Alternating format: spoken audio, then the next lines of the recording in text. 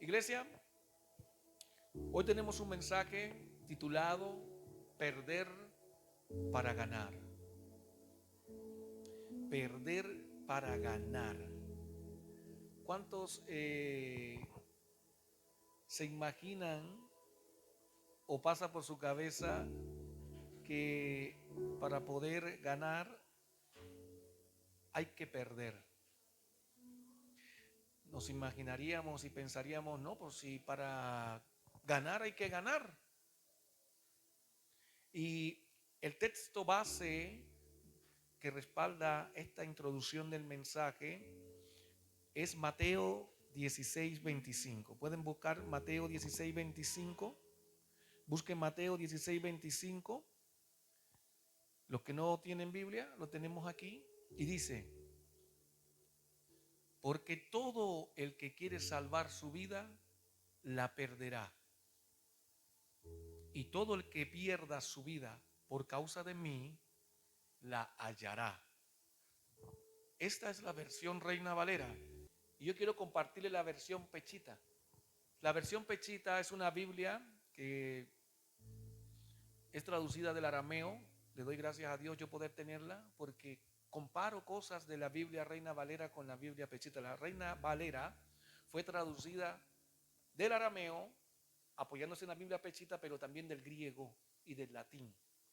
Y entonces, por ser traducida del griego y del latín, usan palabras a veces un poco diferentes o sinónimos. Pero mire lo que dice la Biblia Pechita.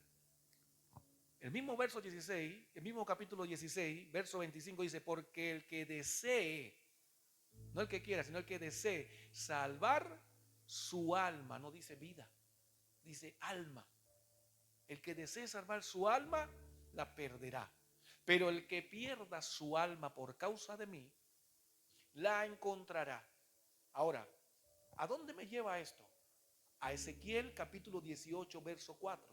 Ezequiel 18, verso 4 en la Reina Valera dice: he aquí todas las almas son mías. ¿Quién dice esto? El Altísimo Dios. Como el alma del Padre, así como el alma del Hijo. O sea, que el alma suya y el alma de sus hijos le pertenece ¿a quién? A Dios. Dice, es mía. El alma que pecare, ¿esa qué? Morirá. Entonces, Jesús hablando aquí en Mateo 16:25 diciendo: porque el que desee salvar su alma, la perderá, pero el que pierda su alma por causa de mí, la encontrará. Se está refiriendo a esto que dice Dios aquí en Ezequiel 18:4, que él dice: todas las almas son mías. Mi alma, su alma, las almas de sus hijos, todos le pertenecemos a Dios. El que cree, el que no cree, el que recibe al Señor, el que no recibe, el que se declara ateo, agnóstico, impío, en contra de Dios, con el que se declara hijo, siervo, servidor de Dios, es de Dios. Pero Él nos da a nosotros libertad para escoger. ¿Y por qué nos da libertad para escoger?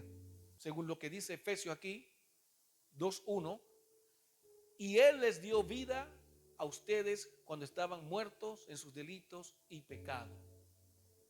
Cuando en el Génesis Eva comió del fruto y dio a comer a Adán, a su esposo, porque estaban casados, eran marido y mujer, porque Dios los casó. De ahí viene la ordenanza del matrimonio. Cuando Dios le da la instrucción a Adán y le dice: no tocarás ni comerás del fruto que está en medio del huerto del Edén, porque el día que comas de él, ¿qué dijo él? Ciertamente morirás. Ahora, Eva comió, Adán comió. Le hago una pregunta: ¿ellos murieron físicamente? ¿Ellos dejaron de tener vida físicamente? No, murieron espiritualmente. Entonces, todos nosotros, cuando estamos lejos de Dios, cuando nosotros no aceptamos al Señor Jesús como Señor de nuestra vida y el Espíritu Santo como el guía de nuestra vida, estamos muertos espiritualmente. O sea, no significa que nosotros vengamos a este lugar, que nosotros tengamos vida. La vida te la da el Señor Jesús, que entregó su vida por la tuya. Él puso su vida en expiación por la nuestra. Entonces, venir a la iglesia a congregarse, pero tener el corazón lejos de Dios, es como un muerto caminando en vida. Nosotros necesitamos, cuando venimos aquí, saber que venimos primero que todo para agradarle a Él, a Dios. Y segundo, que necesitamos congregarnos. ¿Por qué? Porque Él lo manda en su palabra. Porque es bueno. Ahora, dice Efesios 2:1, y Él les dio vida a ustedes. O sea, todos nacimos muertos en delitos y pecados. Todos somos muertos cuando estamos lejos del perdón de Dios que nos da a través del Señor Jesús. Cuando nosotros reconocemos que somos pecadores y que hemos sido, como dice el salmista David, en pecado he sido concebido. Asimismo nosotros, ¿por qué hemos sido concebidos en pecado a pesar que tu mamá y tu papá estén casados? ¿Por qué? Porque el pecado entró a través de Adán y Eva. Desde allí, desde ese origen de la muerte espiritual, el hombre nace muerto espiritualmente y separado de Dios. Ningún niño quiere buscar a Dios porque le guste, porque quiera. No, sino porque los papás se imponen y le dicen: tienes que venir a la iglesia, tienes que orar, tienes que buscar de Dios. ¿O me equivoco? Ningún niño por naturaleza, ninguno de ustedes tampoco, ni yo en mi infancia quise buscar a Dios porque yo lo deseo, porque yo lo necesitaba. No, siempre nuestro deseo era alejarnos de Dios, huir de Dios, irnos por el camino ancho. Pero cuando nosotros recibimos vida, entendemos que el camino correcto es el difícil, el estrecho y el que cuesta caminar. Entonces allí, como nosotros nos damos cuenta que es lo mejor que hacemos nosotros, se lo transmitimos ¿a quién? A nuestros hijos. Porque sabemos que es lo mejor. Porque el camino ancho, ¿a dónde te lleva? A la muerte, a la perdición. Pero el camino angosto te lleva a la vida. Y qué interesante que a pesar que nosotros estamos vivos, porque nosotros estamos vivos, ¿por qué? Porque Efesios 2:1 lo dice, porque Él, el Señor Jesús, nos dio vida a nosotros cuando estábamos muertos. Pero hay personas que están muertas al lado tuyo, familiares, hermanos, hijos, hijas, papá, mamá, amigos, vecinas, un montón de gente caminando por ahí muerta. Mira, ya van caminando 2 personas. Yo no sé si están muertas o no, pero van caminando, quizás están muertas. ¿Por qué?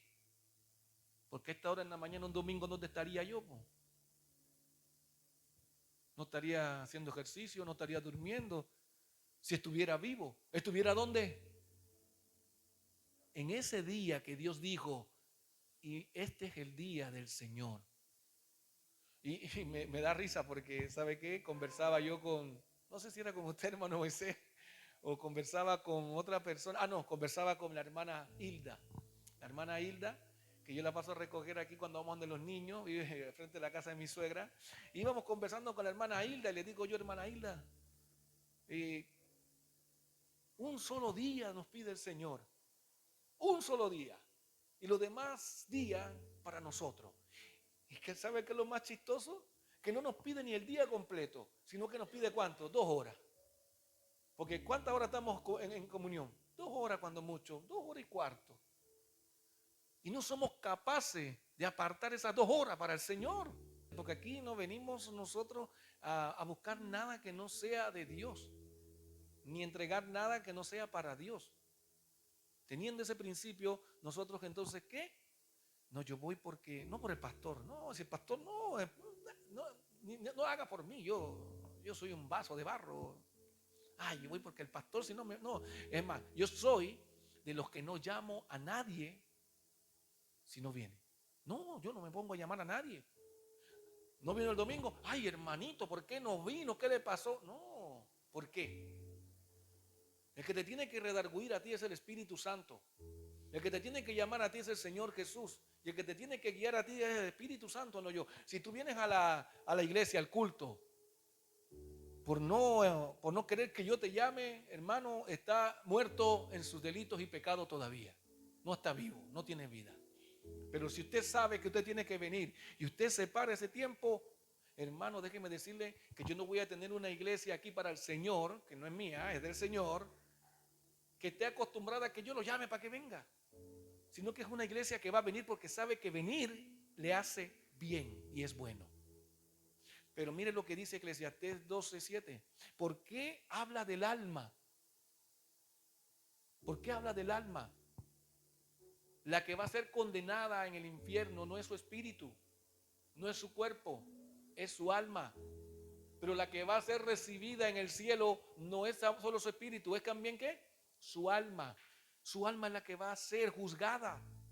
Eclesiastés 12:7 dice, el polvo vuelve a la tierra. ¿Qué le dijo Dios en el Génesis a Adán y Eva? El polvo eres y al polvo volverás. Nosotros somos tierra, hermano, somos polvo porque del barro nos construyó, nos formó el Creador. Y dice, del polvo, y el polvo vuelve a la tierra como era, como éramos nosotros. O sea que nadie nos libra, ¿de dónde? De la muerte. Es dos cosas seguras que hay en una persona cuando nace: nacer y morir. Tenlo por seguro. Pero nacer, desde que tú naciste tienes otra cosa segura: la muerte. Ahora, naces muerto, pero no vas a ir a la muerte, porque la gente piensa que la muerte es dejar de ¿qué? De existir. Dejar de existir no es muerte, dejar de existir es que se te acabó el tiempo para tomar una decisión en tu vida. Eso es la muerte. Porque usted cree que cuando muere se acaba todo. No, ¿ah? Cuando muere, ¿qué? Empieza verdaderamente todo. Empieza ¿qué? A cumplirse lo que en este libro está escrito. Lo que muchos hoy niegan, lo que muchos hoy no quieren oír. Pero usted está escuchando aquí para tomar una ¿qué? Decisión. Y mientras usted tenga vida hay ¿qué? Oportunidad. Pero si usted no la toma, es su responsabilidad. Cada uno es responsable de su salvación. Y dice, ¿por qué? Porque vuelve a la tierra como era. Y el espíritu vuelve ¿a quién? A Dios que lo dio. Cuando nosotros morimos nos separamos. El cuerpo se siembra a la tierra. Y una de las mejores personas que tiene experiencia en cuerpo y en esto es mi esposa, porque ella siempre está viendo exhumaciones y estas cosas y se da cuenta que la vanidad del hombre termina allí, que no es nada. Después quedan pedazos de hueso, trapos llenos de gusanos, olores fétidos y nauseabundos.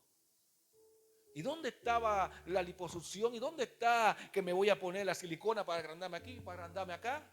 ¿Dónde quedó eso, hermano? Yo creo que eso queda también allí cuando se mueren ahí, porque eso no se lo comen los gusanos. Cuando van a hacer las exhumaciones quedan las siliconas dando vueltas por allí, que era vanidad de vanidades, hermano. ¿Y dónde fue a parar el alma de esa persona? ¿A dónde fue? Pregunta sin respuesta. ¿Sabe por qué? Una de las cosas que converso yo con mi esposa, siempre conversamos también, tenemos nuestros ratitos de conversación así agradables sobre el tema espiritual y decimos que ¿cómo puedo asegurar yo que si una persona muere se va al cielo? O sea, o se va a ser salva más que irse al cielo, porque al cielo nos vamos cuando el Señor nos levante. Va a ser salva. ¿Usted cree que un pastor porque esté aquí predicando va a ser salvo? ¿Es suficiente que el pastor predique la palabra para ser salvo? No. ¿Es suficiente para usted venir a la iglesia para ser salvo? No.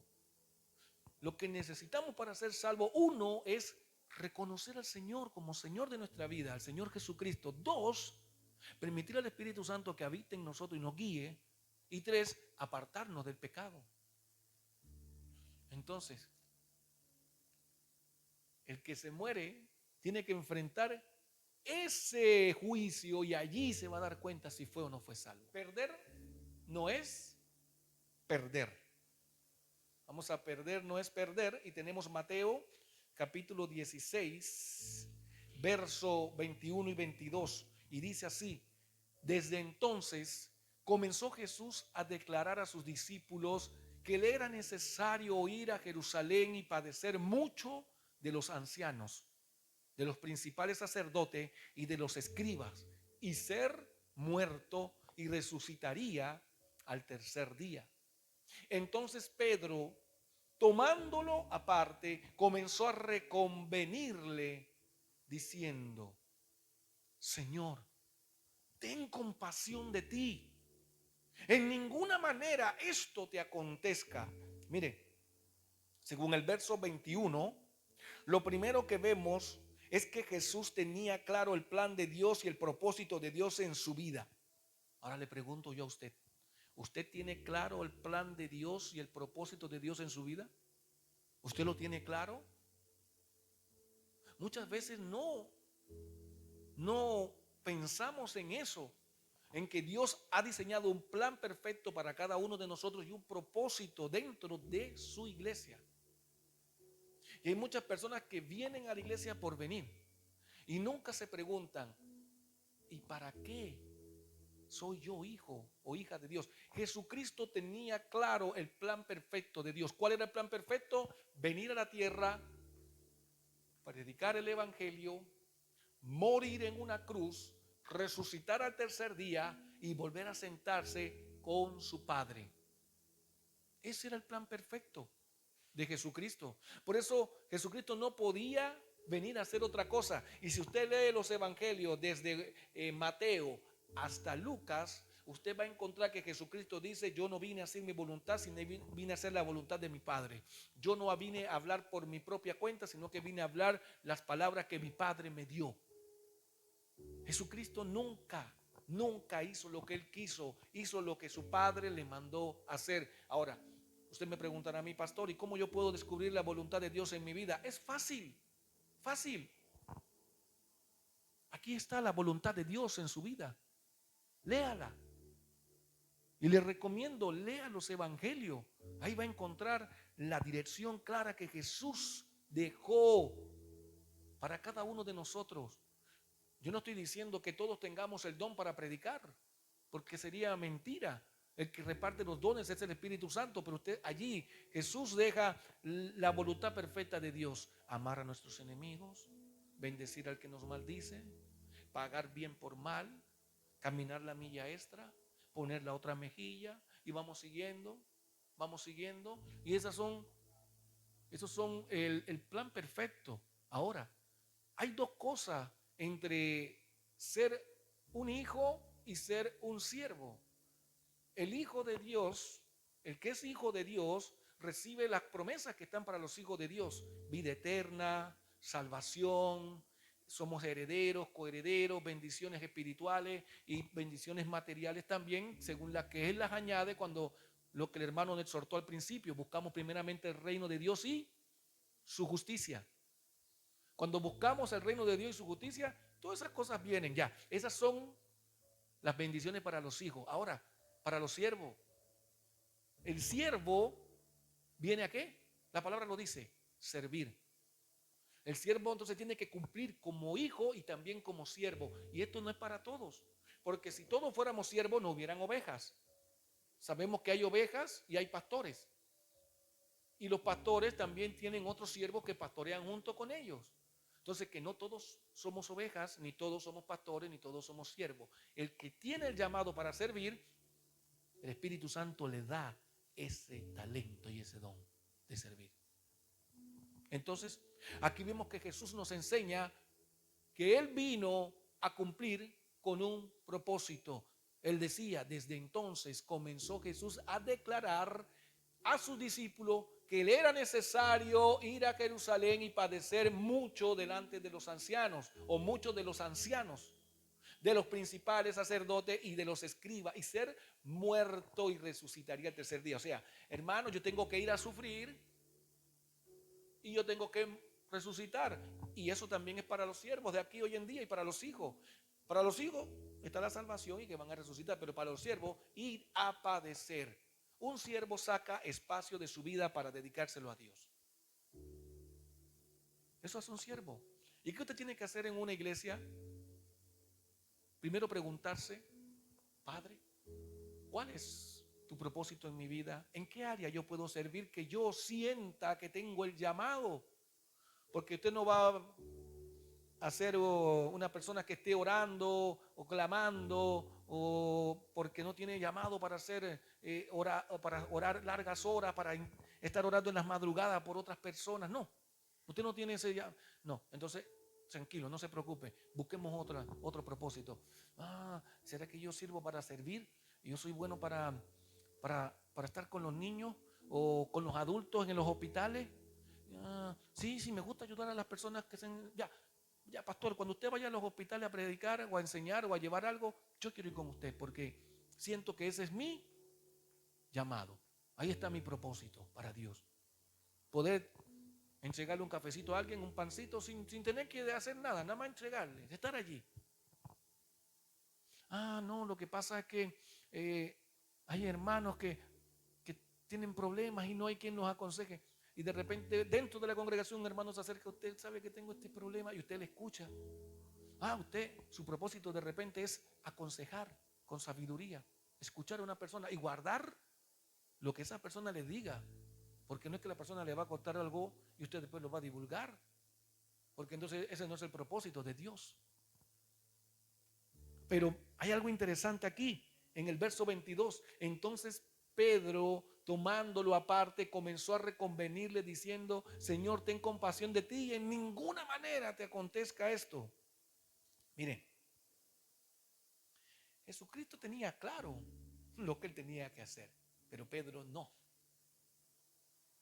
Para los ojos naturales de los hombres, lo que estaba haciendo Pedro estaba bien, ¿no? Porque si usted ve una persona que va a ir a un lugar peligroso y lo van a maltratar y le va a ir mal y lo van a matar, ¿usted le va a decir vaya? No, usted le va a decir no vayas para allá, ¿cómo se te ocurre? Que alguno diga: ay, pastor, yo quiero irme de misionero a Ucrania o a la franja de Gaza, ahí quiero ir ahí de misionero a darle comida y agüita a los que están ahí con necesidad. Y yo te digo: ¿estás loco? ¿Cómo te vas a ir para allá? Te va a caer un misil, un proyectil, te vayan a matar, te vayan a morir. Pero eso es con lo que estamos viendo con los ojos, ¿qué? Terrenales, ojos naturales. Pedro estaba mirando con los ojos naturales porque él no podía ver el propósito que tenía Jesús en esa misión. Pero Jesús sabía que tenía que ir a esa misión. Vamos al siguiente punto, que es ver y no ver. En el mismo evangelio de Mateo, en el mismo capítulo 16, versos 23 y 24, dice, hasta el 25, pero él, ¿quién? El Señor Jesús. Pero él, volviéndose, dijo a Pedro: quítate delante de mí, Satanás. Me eres tropiezo, porque no pones la mirada en las cosas de Dios, sino en las de los hombres. Jesús le dice a Pedro, pero él, volviéndose, dijo a Pedro: quítate delante de mí, Satanás.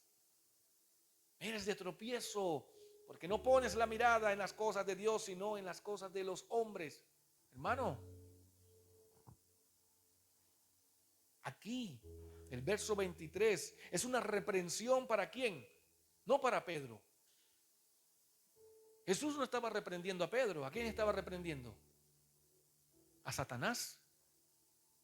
Porque él dijo: apártate de mí, quítate de mí, de delante de mí, Satanás. Jesucristo hace esta reprensión porque él tenía que, primero, la autoridad, segundo, el Espíritu Santo, y tercero, conocía bien su propósito. Entonces, cuando tú sabes tu propósito, tú te das cuenta cuando Satanás te quiere retrasar, te quiere estorbar. Y Pedro fue usado por Satanás. Entonces esto muestra que cualquier persona dentro de tu casa, dentro de la iglesia, puede ser usado por Satanás. ¿Para qué? Estorbarte dentro del propósito de Dios. No, ¿para qué vas a ir? No, ¿para qué no vamos a levantar tan temprano? No, vámonos para un asado, vámonos para la playa, vámonos para un mall, vámonos para cualquier lado. ¿Menos para dónde? A la iglesia.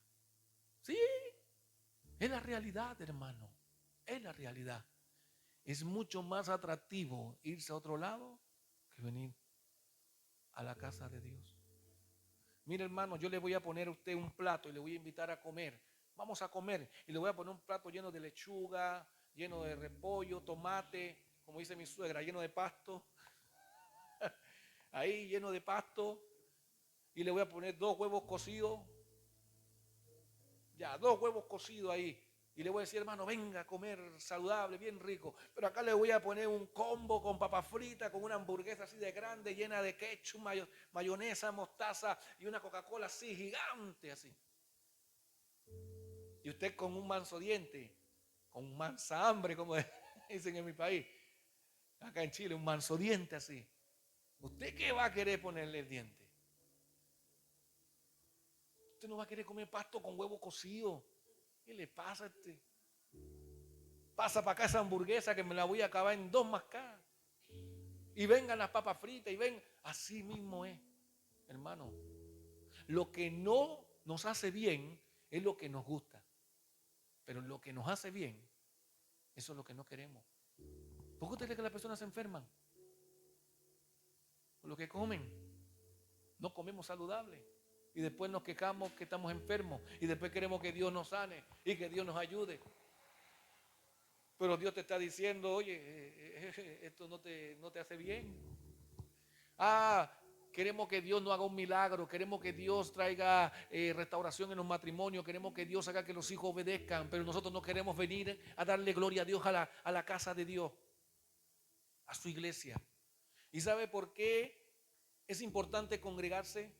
Porque no es lo mismo adorar solo en la casa que adorar como iglesia. Qué lindo, qué hermoso. Hace un rato que estábamos adorando. Qué hermoso escuchar a la iglesia adorar, cantar. Porque no lo hacemos para nosotros, lo hacemos para Él. Pero nos fortalece.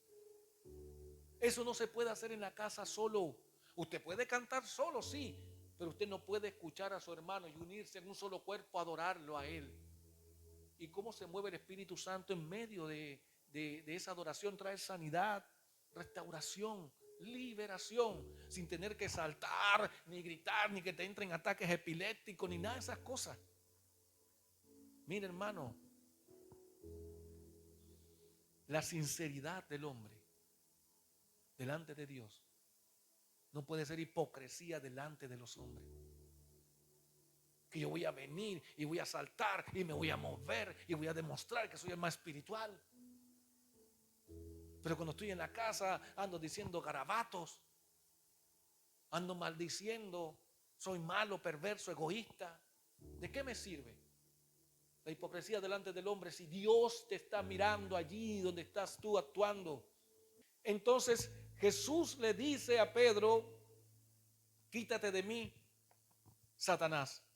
Ahora, Jesús no es que está mandando a que nosotros le estemos diciendo a los hermanos Satanás. Esa es otra cosa. Si usted se ha encontrado con cualquier cristiano y el que no se lo haya encontrado, dígamelo porque se lo va a encontrar. Que en algún momento tú estás, apártate de mí, Satanás. Y le dice al hermano así, apártate de mí, Satanás. Y tratan a los hermanos de Satanás. Jesús no le estaba hablando a Pedro. Jesús le estaba hablando a Satanás porque él tenía la autoridad y él sabía que era Satanás. Ahora, Jesús no te está mandando a que tú le llames Satanás a tu hermano. Y hoy vemos gente que le llaman, este tiene el diablo, reprendiendo demonios, reprendiendo el diablo y echando afuera el diablo de todo el mundo. ¿Dónde la Biblia dice que el diablo habita dentro de nosotros? ¿Dónde la Biblia dice eso? En ningún lado. El que habita dentro de nosotros es el Espíritu Santo, eso sí lo dice la Biblia. Pero la gente anda echando el diablo afuera. La Biblia dice, resiste al diablo y él huirá. Huirá, porque él está alrededor, él está por allí. Ahora el diablo no puede estar en todos lados, hermano. Sus espíritus inmundos sí, sus espíritus y sus demonios sí andan por ahí dando vueltas, que son los que te atormentan, los que te tientan, los que producen en ti la concupiscencia. Eso lo que hace es empeorar la situación. Que usted esté discutiendo con una persona y le diga, apártate de mí, Satanás, porque Jesús le dijo a Pedro, apártate de mí, Satanás. Pero es que Pedro le estaba diciendo a Jesús que no fuera a hacer la voluntad de Dios, usado por Satanás. Entonces lo que tenemos que hacer nosotros es que resistir. ¿Qué te manda la Biblia? ¿Resistir a quién? Al diablo. ¿Y él qué va a hacer? Va a huir de ti. Dígame en algún lugar que la Biblia diga, anda a reprender al diablo. ¿Y cuántas veces gente ve reprendiendo al diablo en las redes sociales usted? Te reprendo, Satanás, fuera espíritu de este, fuera espíritu del otro. Cosas antibíblicas, hermano. Si usted va a la Biblia, el mismo arcángel Miguel, del que estuvimos hablando el domingo pasado, que va a tener la batalla con Satanás, con el dragón, con la serpiente antigua, en una batalla peleando el espíritu de Moisés, el alma de Moisés, dice que él le decía a Satanás, el Señor te reprenda. El Señor. ¿Y por qué? Porque el Señor reprendió a Satanás aquí con Pedro. Nosotros no podemos estar reprendiendo al diablo y reprendiendo y reprendiendo. En el nombre del Señor Jesús echarás afuera ¿qué? Demonio. Pero la gente, te reprendo, te reprendo, te reprendo. No, hermano, dejemos de estar reprendiéndonos. Y resistamos al diablo para que él huya con sus demonios. Si usted está lleno del Espíritu Santo y fortalecido en el Señor, no hay demonio que pueda tocar tu vida, no hay demonio que pueda tocar tu familia, pero si tú le abres la puerta van a entrar con 7 más.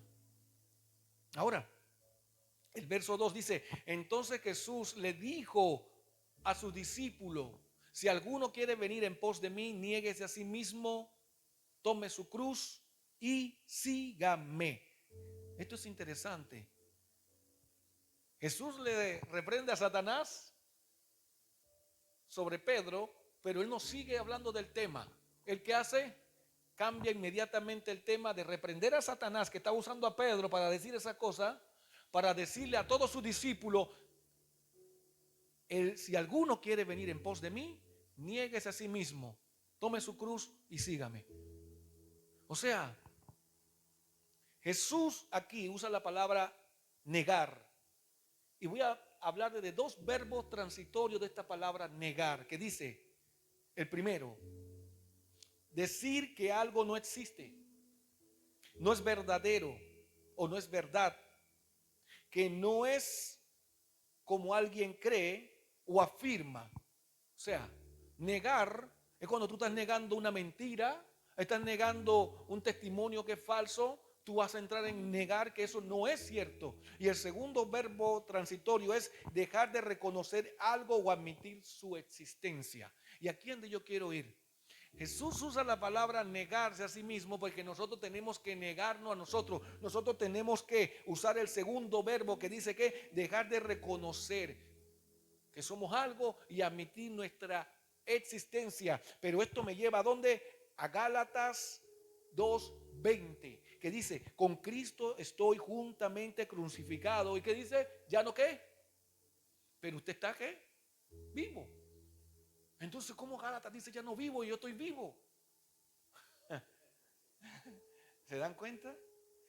El apóstol Pablo dice, ya no vivo yo, mas vive Cristo en mí, y lo que ahora vivo en la carne, lo vivo en la fe del Hijo de Dios, el cual me amó y se entregó a sí mismo por mí. O sea, Jesucristo cuando te dice, toma tu cruz y niéguese a sí mismo y tome su cruz, primero tenemos que negarnos, tenemos que decir, ya no vivo yo, ahora vive Cristo en mí y yo estoy juntamente crucificado con Él. O sea, el Amer de antes, ¿cuántos han escuchado personas que dicen, no es que yo soy así y así me tienen que aceptar?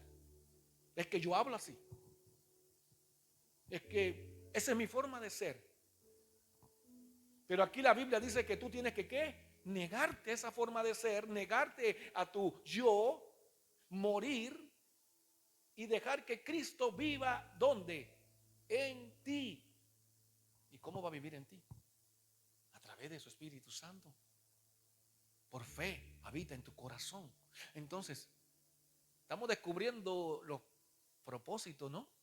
Si alguno por ahí ha dicho, no es que yo soy así, así me tienen que aceptar, hermano, sigue muerto, sigue muerta. Pero si usted dice, discúlpeme, yo sé que tengo que cambiar, reconozco que estoy luchando con esto, entonces usted está peleando la buena batalla. Porque usted no puede decir, que yo soy así y aquí mando yo y yo soy yo. Y no, pues ahora hay uno que vive en usted y que tiene a usted gobernando su vida, que es el Señor Jesús. Y Él ha dejado que el Espíritu Santo para que sea el que lo guíe y lo haga a usted ser hijo de Dios.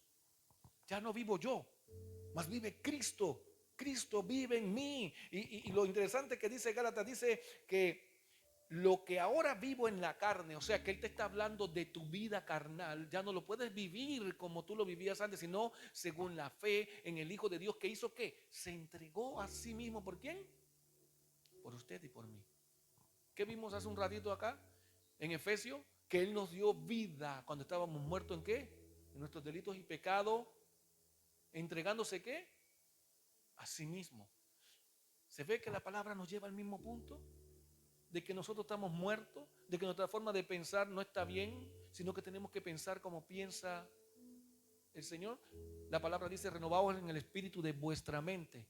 Y dice que también tenemos que tener la mente de Cristo. Y cuando se refiere a la mente de Cristo, se refiere a la mente que tuvo Jesucristo en la tierra, de cómo Él juzgó, de cómo Él actuó, de cómo Él procedió, de cómo Él resolvió los problemas.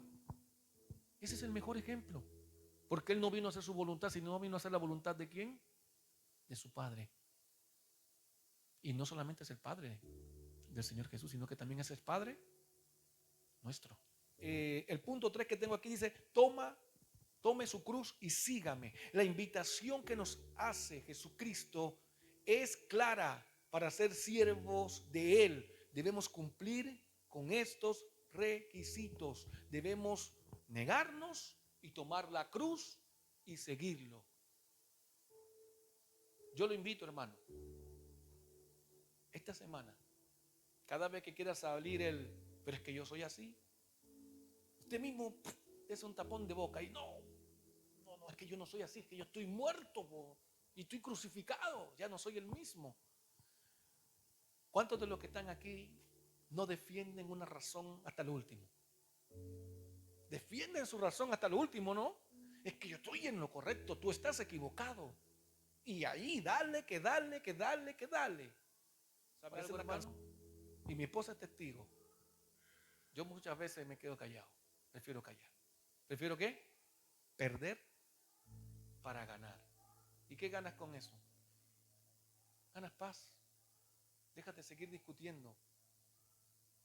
Deja de seguir respondiendo mal, porque la palabra blanda apacigua la ira. Pero si usted sigue peleando y discutiendo y defendiendo, ¿dónde van a terminar?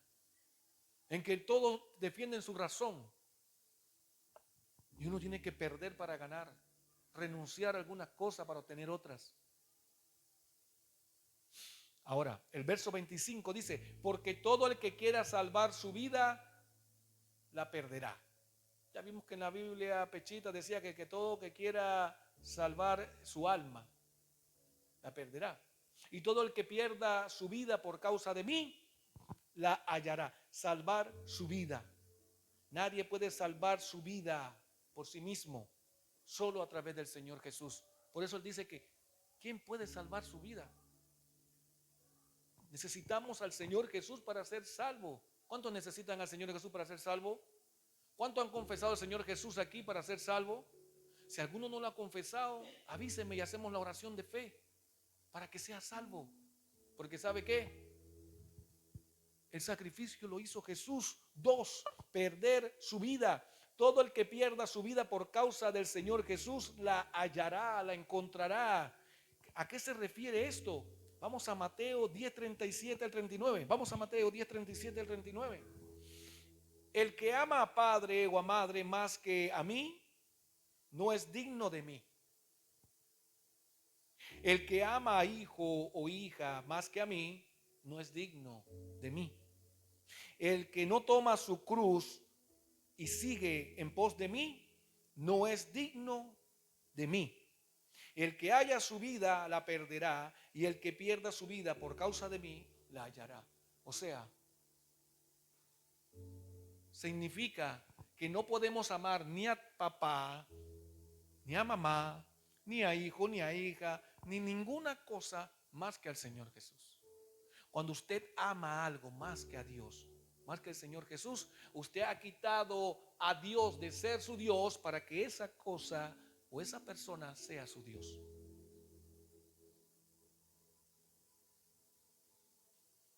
Acá solamente decía, tome su cruz, niéguese a sí mismo, tome su cruz y sígame. Pero aquí el negarse a sí mismo se refiere a que no puedes amar a nada ni nadie más que a Dios y el Señor Jesús y el Espíritu Santo en tu vida.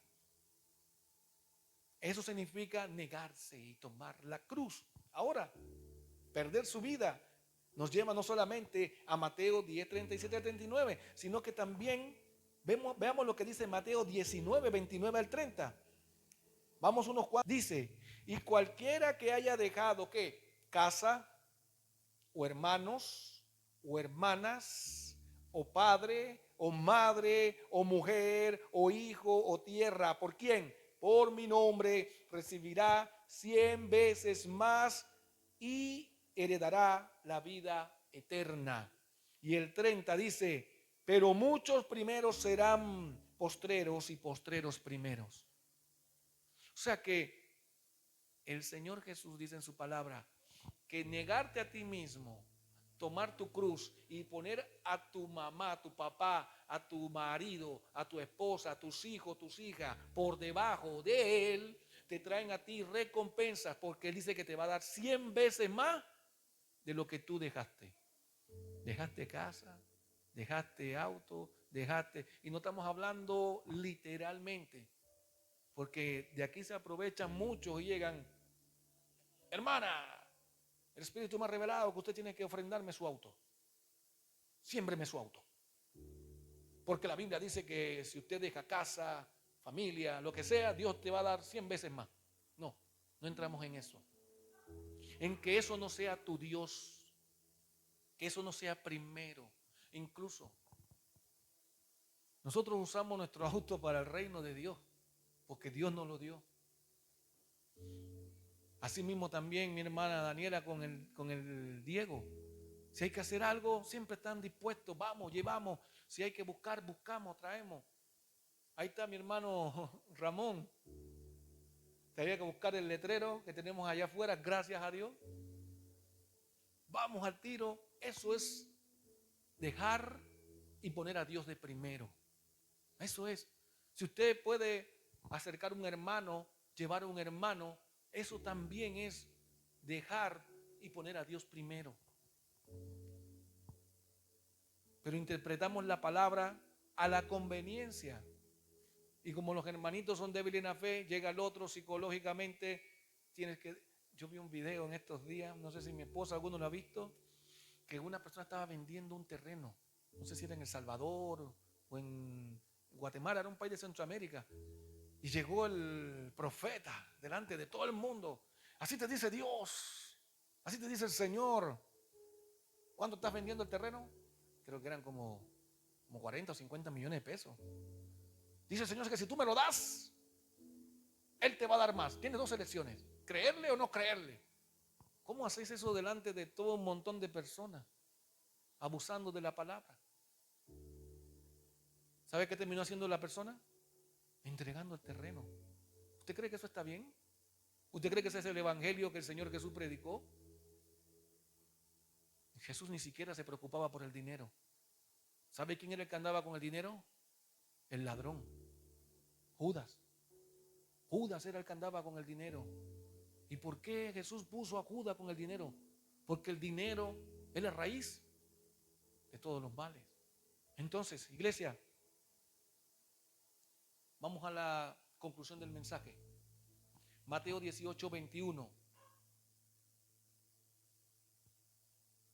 Dice, entonces se le acercó Pedro y le dijo, Señor, ¿cuántas veces perdonaré a mi hermano que peque contra mí? ¿Hasta 7? Muchas veces somos como Pedro. Estamos buscando cuántas veces voy a aguantar a este. ¿Cuántas veces lo voy a perdonar? Porque tiene que llegar un límite, no puedo estar perdonándolo siempre. Pero Jesús le dijo, no te digo hasta 7, sino hasta 70 veces 7. ¿Y por qué Jesús le dice que tú tienes que perdonar a tu prójimo, a tu hermano o a tu hermana 70 veces 7? por Mateo 6:14. Porque si perdonas a los hombres sus ofensas, los perdonará también a ustedes su Padre Celestial. Hablaba con mi hermano Moisés, faltaba la conversación con el hermano Moisés hoy, y hablábamos sobre el perdón. Y él me decía hoy en la mañana: pastor, cuando uno no entiende la palabra, se hace daño a uno mismo. Si uno supiera que el perdón le trae sanidad a uno mismo, uno perdonaría. Pero la gente piensa que sin perdonar le hace daño al otro, y lo que hace es que te hace daño a ti mismo. Si usted tiene algo que perdonar en su corazón, yo le doy un consejo: perdónenlo. ¿Sabe por qué? Porque se está haciendo un bien a usted mismo. Está trayendo sanidad a su vida, a su alma, a su casa. Hay personas que se han muerto y todavía no las han perdonado. Sí, ya se la están comiendo los gusanos, y algunas que ni gusano ya les queda. Y las personas aquí, y cuando escuchan ese nombre, ¡ay, maldito que se queme en el infierno! ¿Y tú crees que tú te vas a salvar? ¿Y tú crees que no vas a ir allá también? Porque la Biblia es clara. Porque si perdonas a los hombres sus ofensas, los perdonará también a ustedes su Padre Celestial. Mas si no perdonan a los hombres sus ofensas, tampoco su Padre perdonará sus ofensas. O sea, hermano, el perdón, por donde quiera que lo veas, es beneficioso para nosotros, para el que lo da. Por eso el Señor dice: perdona aún cuando tú no hayas ofendido. Ve y pide perdón. Y eso sí duele, hermano, pedir perdón a alguien que te ofendió, sabiendo que él fue el que te ofendió. Es lo que hablábamos hace un rato, de defender tu causa. Perder para ganar. Yo lo voy a perdonar, aunque él me ofendió, porque yo gano perdón para mi vida. Y eso es donde yo quiero llevar con este mensaje de perder para ganar. Y quiero ver algunos casos de perder para ganar con la Biblia. 1, perdonar y pedir perdón. 2, la blanda respuesta quita la ira, mas la palabra áspera hace subir el furor. Proverbios 15:1. 3, pero les digo, amen a sus enemigos, bendice a los que los maldicen, haz bien a los que lo aborrecen y oren por los que los ultrajan y persiguen. Mateo 5:44. No le estoy hablando de nada de que se me ocurrió a mí. Estoy hablando de lo que está en la Biblia. Si a usted le cuesta hacer esto, hágalo, porque va a ser beneficioso para su vida. Y 4, y al que sabe hacer lo bueno y no lo hace, le es pecado. Santiago 4:17. Con eso yo cierro el mensaje. Hermano, si usted quiere cosechar para sí y que a usted le vaya bien, haga lo que le cuesta hacer. Ay, que no puedo, pida la ayuda a Dios. Ay, que no sé, el Espíritu Santo te va a guiar. ¿Cuántos que están dispuestos hoy a perdonar a alguien que le ha hecho daño? O no a alguien, a perdonar, por lo menos a tratar de perdonar a todas las personas. Trate de hacerlo,